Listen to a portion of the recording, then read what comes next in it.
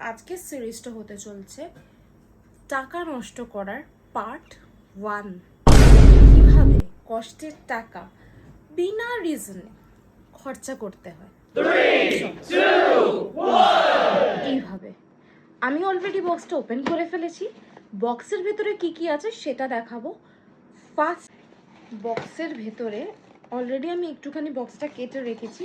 প্রথমেই বলে রাখি, তুমি যত টাকা দিয়ে জিনিস কেনো না কেন, ফ্রি জিনিসের ওপরে দেখবে একটা আলাদাই ভালোবাসা কাজ করে।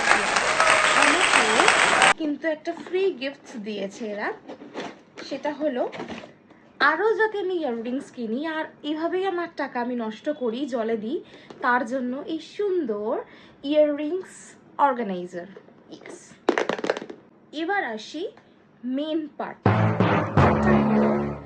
কি কি জিনিস কিনে আমি আমার কষ্টের টাকা নষ্ট করেছি।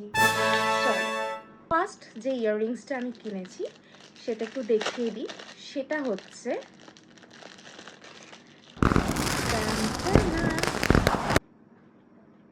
আমার লাইফের মতনই ফোকাস নিচ্ছে না।